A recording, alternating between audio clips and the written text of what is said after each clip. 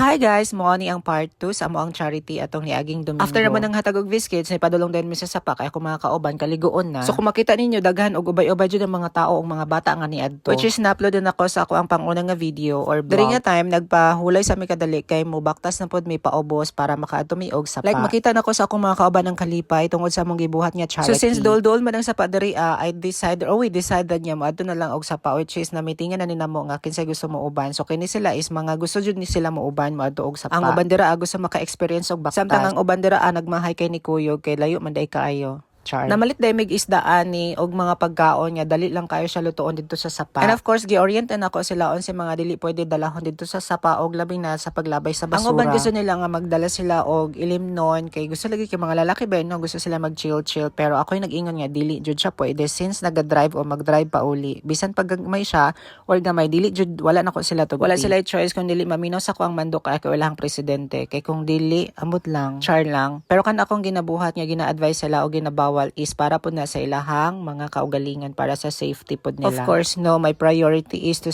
the safety of my members og mga kaubanan. So, mga nang dili jud ko mosugot og mga ingon-ana nga mga kalihukan. Wow. Basta ang amo ang tuyo diri is makaligo og makapabugnaw kay igang jud kay ini nga time. And of course, magbaktas-baktas ginamay. Nag-wonder mo nga nung na sila mga dala karton kay mao ni mga sobra sa mga higipang hatag. What I mean is, ang ako ang expected nga moadto nga mga bata is almost 500 pero murag 200 lang yata ang naa didto aso daghan pa kay siyag sobra. And of course dili man ko gusto nga mauli pud na sila nga mga zero, so dapat na dyan na sila mabitbit pa uli. So ko nagdahom nga dalahon nila ni sa sapa kay para if ever day na ay mga masugatan ilang pangtagaan, o di ba ina na sila kakuan nga mga tao. Bitaw guys, I am so very thankful pud nga naabot ko sa punto nga ingon ani no, like wala man ko nangandoy nga magkaingon ani pero oh my gosh, I think nabutan ko dire with a purpose. So unsa jud ang imuhang pasabot part?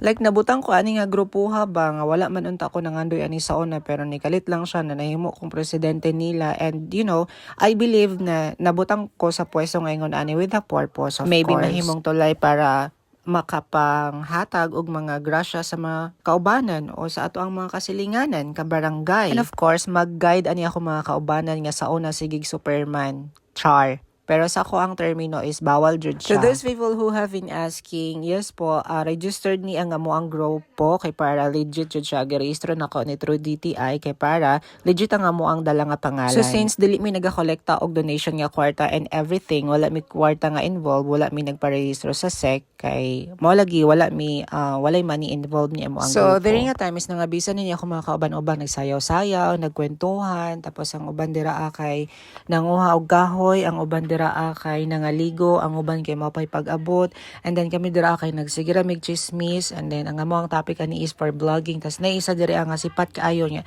Di man siya ka-insert og istorya mo na yang kuan. Ha? After pila ka oras nga niluto ay kaluto na jud no, naay pansit kanton isda nga sinugba og uban pa dira. And then diri nga time is giampuan na siya kay para mga on me. I think this is around 4 o'clock in the afternoon, mag 5 o'clock na ni, so short kami sa oras. Basta nakaligo mi diri nga oras is alas 5 na, like padulong jud magkilom-kilom na jud siya no, kay short jud mi sa oras kay nagsugod man gud mi charity, dapat schedule na mo alauna, tapos nakasugod mi almost 3 na 3 PM, tapos nahaman mi alas 3 pato pagbaba na mo kay namalit pa ba mig isda no. So mo tong dugay jud kay mi nakaligo pero enjoy lang gihapon. Nakauli mi as in tamang-tama nga makuanan pa namo ang dalan, like makita pa namo ang dalan kay padulong na jud siya mongit. Syempre kay kauban man na to mga kinawboy, sa mga kinawboy jud tano dili mag-inart here like ingon ana. So kay samahan man ni like tropa o sige kanya-kanya tang unsa dira